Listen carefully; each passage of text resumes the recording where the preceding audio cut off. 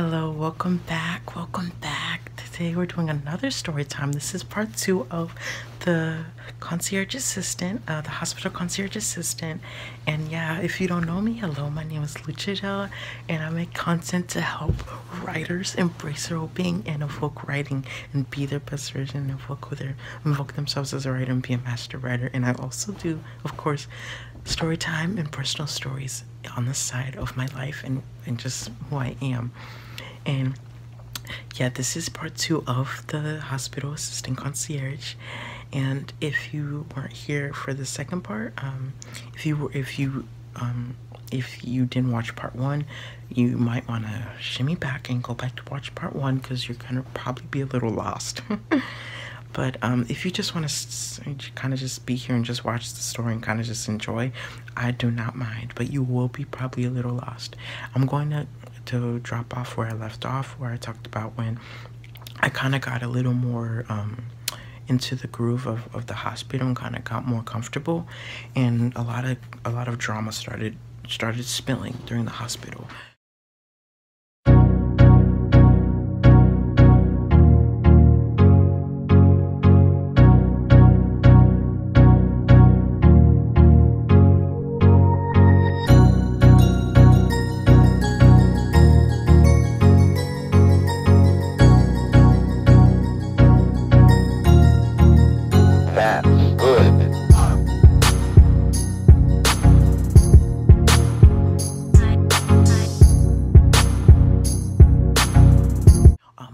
So I talked about how we got more volunteers and they were building stuff and they kept changing so much crap about the hospital. And I'm telling you, my parents were kind of going crazy about the hospital, saying like how the hospital could get sued at any moment. It's so freaking big. And I was like, yeah, sometimes I kind of feel a weird vibe with the hospital. Don't get it twisted. People there are so sweet. They're one of the sweetest people there. They're so helpful. They're so nice. But the hospital can be too big. When someone needs help, like, you can't give them immediate help, and they expect you to know. The concierge people, when I was working there, they expect me to know where the freak to go, and people are directing me. Alex, Brittany, Jeff, Rodney directing me where to go in the moment. It was stressful, and it was crazy. I was always on my feet. My legs almost always gave out. And when I started to get more in depth, we got I think we got like 4. I take that back. 4 new volunteers. And all 4 of them, I'm going to be honest with you, they weren't really that good. They didn't really get involved. They weren't there to help. They weren't there to really be active and care. And I was the only person who worked on Mondays, so I really had to really work my butt off. And everyone else worked on like Tuesdays and Thursdays. And one story when I talked about one story, we actually did paperwork. We were actually doing making booklets for the hospital to greet people, and I was just like, oh, this is nice. It was really repetitive though. We made booklets, and I'm gonna shimmy back. And then when this was when it was on a Tuesday, and we had those 2 new volunteers who were working at the concierge. I think they did other stuff too, but that day they were working with me. And we were all escorting our patients, taking turns, and then more people were saying, okay, we need more people to make the booklets. And then I'm not going to mention any names, but I'm one girl with a tall girl. She was like a black girl, and another girl, I think she was like Hispanic. They were there, and they were like, okay, does this require sitting? And I was like, I think I'm gonna go help with the booklets. And then she went to go, one of them came, and then another one was like, this requires sitting, right? I can just go help too. And I was like, she just came and worked there, and I was just there by myself, just there to help people at the concierge. And I was like, what the freak? Did she seriously just leave me here to just work on my freaking own? Like, what the freak? I was so freaking pissed off, but I had to keep my cool. I had to keep it in, y'all. I had to keep it in, you guys. And then my legs almost gave out, and they were working on the booklets throughout this whole freaking shift. And then one of the concierge people were like, I'm gonna be honest with you, most of the people here who work here are so freaking lazy, and they don't work. And I was like, what kind? And like, some of the people here at the concierge are just sitting here waiting for something. And I was like, yeah, honestly, when you work here, you have to take initiative and really volunteer. And she was like, yeah, I really like you. You really do work here and really help out. And I was like, oh, that's really nice. You really take initiative. And I was just so happy that they appreciated me and really said I make a difference. And Brittany was always talking about how, like, it's not, we're not just here working at the desk because you do what we do. You help us with the walk-in. But if you guys weren't here volunteering, we'll be doing exactly what you were doing. And I was like, yep, surely. But we're gonna go back when I was on a Monday, last week on Monday when I was working. No one was there but me. Crazy stuff was happening last week. There was this random man who came up with the blue shirt, who came up to me and said, hi, what's your name, what do you do? And he was just this man who was walking like this and kind of like just going through random people and doing stuff. And then Brittany was like, Brittany was like, what is he, why is he here, and what is he trying to do? And I was just like, I don't know. And I was just looking at him like, what is his problem? He was just walking around and talking to people, saying, oh, you got a guitar, like, what do you play? And he was just walking around like doing this and doing these turns. And I was just like, okay, what is his mission? Why is he here? And I was just like, okay. And he came up to me and said, hey, what's your name? And I was like, okay, it was cool meeting you, see you later. I was just like, what the freak? And then another thing happened where there was this random poop on the floor. And I was just like, what the freak? There was just random black stuff on the floor. It was like, and then Brittany called to get it cleaned up. And then another man came up at the desk and he was wearing these black robes. I was like, what? And then I was escorting him when this happened, and then Brittany had a story about how, like, he gave him this whole thing of fruit, and she was like, okay, I don't trust him. That looks suspicious. And there was this one girl, I think her name is Letitia or something like that, I forgot, but she was like totally not weird that there's a guy with the robes walking. And yeah, she was one of the concierge people, and she was so freaking nice. She was so freaking like awesome. We kind of resonated. And she was talking about, okay, he gave me these weird basket of fruits, and I'm like, okay, this isn't right. I don't think I'm gonna eat this. And I was like, yeah, I wouldn't. And she threw it away when he wasn't looking. He walked off and she threw it away. And then I was like, okay, these Mondays always are so weird. And then that was actually way back, way last week. And then next week it got even more crazy. I'm gonna tell you, it got crazy. But before let me talk about this story again. And then after the poop on the floor, the weird black poop, and the guy who walked around going all giddy and stuff, and then there was another man who came up to her desk and was like, hi, I need help getting somewhere. I'm doing a surgery pre-op. And I was like, okay, you go to the admissions office. And I was like, can you take me there? And she was like, I was like, yeah, but it's up across, all the way across there. And she's like, yeah, get your legs going, get some blood going up those legs. I'm gonna need someone to walk me. And I was like, what the freak? And she was like, okay, I'll walk you, baby. And she walked him, and then she took him to admissions. And I was just like, and she was like, oh my god, Mondays. And I was like, you telling me? And she started laughing. She was like, oh my god. And then I was just like, okay, these Mondays are so weird, and I'm always the only volunteer here to experience them. And then next Monday didn't get any better. It did not get any better. Before we get to the next Monday of that story, there was one more part where this lady, she came up to the desk with Brittany, and there was Jeff and the lady, I don't remember the name. She was like an elderly black woman. She was also working there, and she was like, okay, I'm here to find I think it was her sister or her mom. And then she went to go and we escorted her to the ER for her mom. And then her mom looked really hurt, really burped, rugged and stuff. And she looked really hurt, and she had 2 coffees, bringing them there. And she was like, oh, so you're a volunteer? And I was like, yes, ma'am, I am. She was like, dang, you look good. You look like you really working. You're a good kid. You're working. You're making a decision.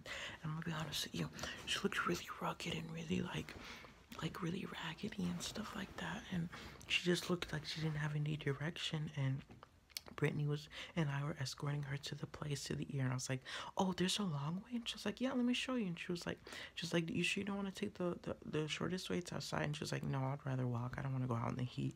It's like, "Okay, we'll go. It's long." And I was like, "I can walk."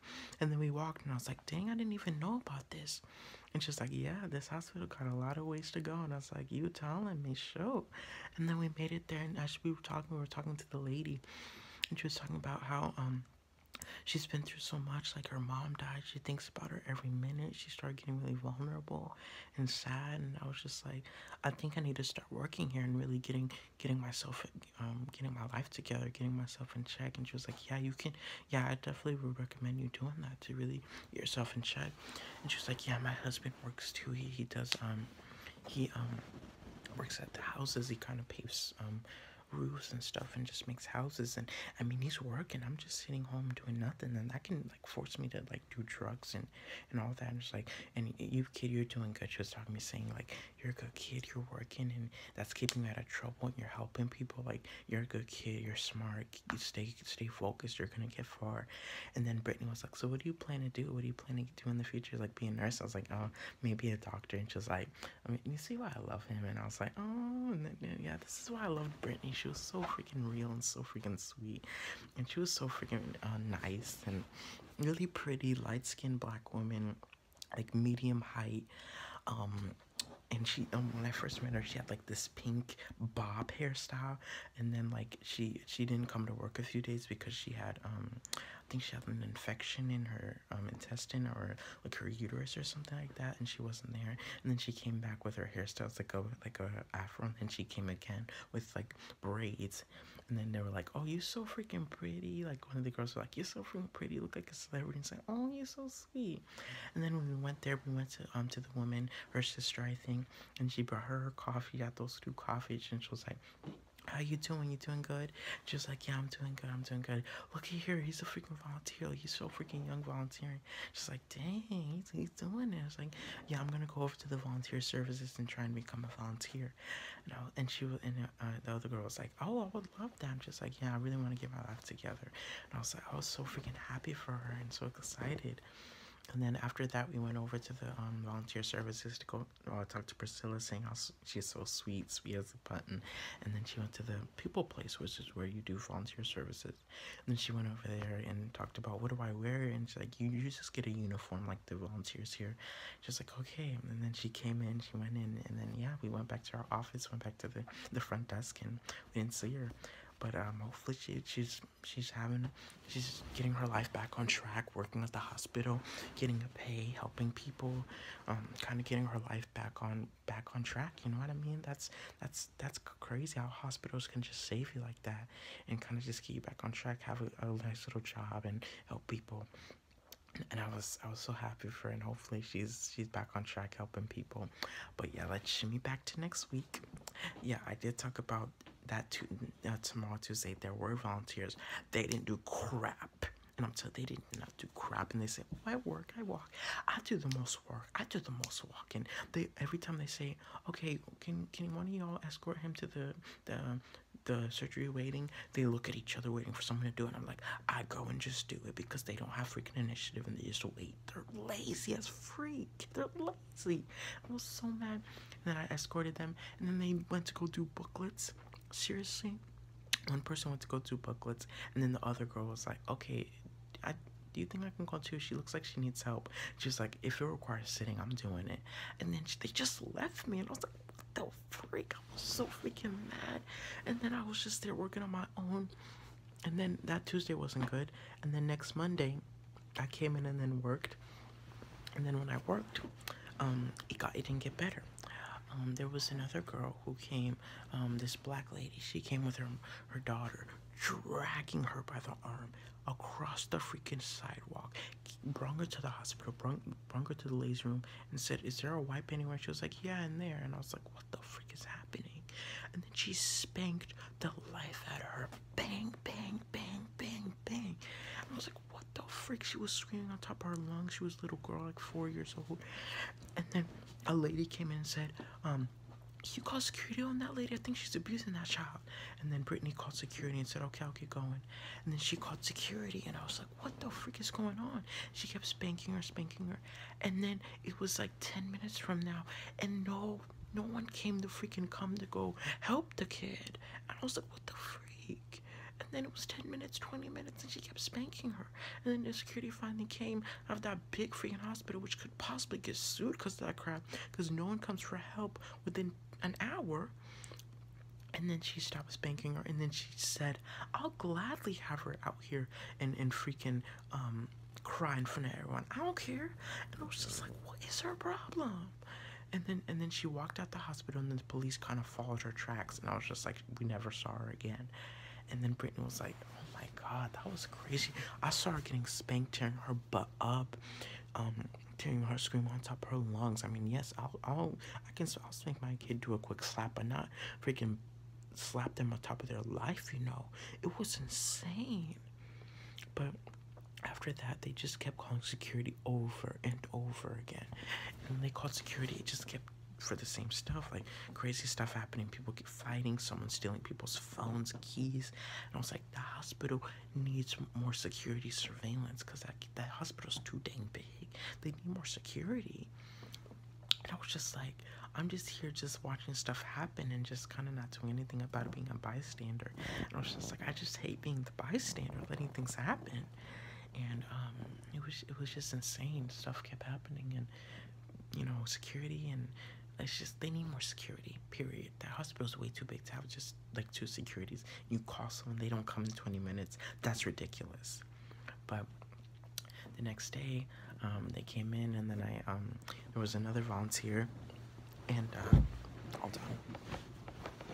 There was another volunteer, and they came in, and she came in, and then she was really sick. She started coughing. I was like, why are you working here when you're freaking sick and coughing?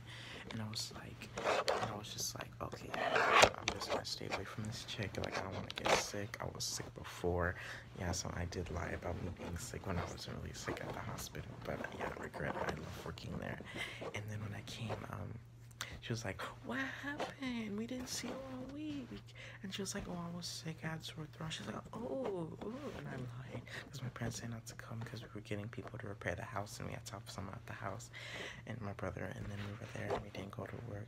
But my brother was sick, but I lied about me being sick, and I regret it, because I should have worked those 2 days, because I love it there. But yeah, I lied, and I was just like, oh, I should have never lied. I should have actually worked. And they remembered I was sick, and saying, you probably got it from here. Did you catch it from here? And I was like, I probably did. And then they all said they missed me, and missed my hard work, and they loved me, and that was so nice. And it's crazy how in my heart it just makes me feel happy that they actually loved me for being there, and they actually enjoyed me being there, and they missed me. And I was just like, oh, it just feels so good. But of course I went back to work. I started working, and like the volunteers, they didn't really do much. They did work, but they weren't working as hard as that. I freaking escorted someone on the freaking garage. Like, they're like, can you get one of your volunteers to freaking take this guy to his freaking car through the garage? And I was like, are you serious? And then I freaking escorted him to the 3rd floor of the garage. There was cars driving, and I brought him to his car, and I was like, okay, bye. And I ran. I didn't want to get run over, and I moved my wheelchair back into the place. And I told my parents about it, and they're like, are you serious? Like, you could get kidnapped, you can get run over. And I was like, my parents are over dramatic and stuff like that. And I was like, try your best just not to go in the garage, but I have to bring wheelchairs to the front and all that. But basically, my basic job is I escort wheelchairs to the front. I do flower deliveries. I escort people throughout the hospital where they need to go. I move people through wheelchair to where they need to go. What else do I do? I get papers ready, you know, I make booklets, I staple papers together. I do a lot. It's hard work, and people are just sitting here being lazy as freaks, sitting, waiting to work, when you have to make yourself do work. You have to make time of those 4 hours. You can work a full 8-hour shift for 4 hours. It's 4 hours. I'm gonna put my heart in those 4 hours. But yeah, that's basically like the journey of the concierge and like the hospital shit, the hospital journey, working at the hospital as a volunteer. But overall, it was a great experience. It was up and down, There was a lot of great people there, so many nice people, and some crazy people, some nice people at the hospital. What do you expect? And yeah, some of the people there were just, they were just there, they were lazy. I'm telling you, some people just didn't work there. They just walked in and tried to act cool, and I was like, no, you're at a hospital to help people and work, not to look cool. And there's some people who actually worked their butt off and really cared. And yeah, it was a great experience. I loved working at the hospital. Some of the people there, like I had like, there was like 4 people, like a guy, 3 people, 4 people actually, 4 girls, and then me. And I'm gonna be honest with you, not many of them worked. 4 of the girls, they sucked. They honestly, they didn't work. They were really lazy, and most of the time on Mondays I was the only person, and I had to just kind of be independent. And you know, the people at the desk will tell me, they will kind of have people at the desk and tell them where to go and like what your name is, what place to go, and I'll escort them there. And then Tuesdays is where I really got some help, but it wasn't really a difference. There was only 2 girls, and of course they did those booklets like I said. And there was another guy who worked there. He did a little bit, but honestly, like I worked a lot harder than all of them. And then there was those other 2 girls, another 2 girls that I talked about, where I did the scavenger hunt with, that I started with. And then, like, I worked with them all the time, and then they kind of just fell off the bandwagon for some reason. I guess they changed their schedule. And then I kept working, and then I always saw them every once in a while. And, of course, there was Alex, and he didn't really escort people. He kind of worked at the desk a little bit.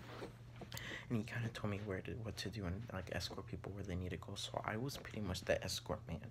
And, like, I loved it. I actually walked through the new areas of the pavilion. I walked to the pavilion. I walked to the business office, the medical records. I was everywhere, and it was such a great experience knowing how the medical facility operates and how everything works. And it felt like a really top-tier job. And despite the people who were lazy and didn't work, I didn't take that for granted. I didn't take what they did. I kind of just did what I did and worked.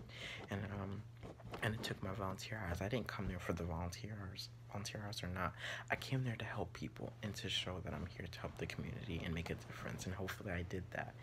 And I met some great people. I met Brittany. I met Rodney. He was a great guy, great manager. I met Jeff.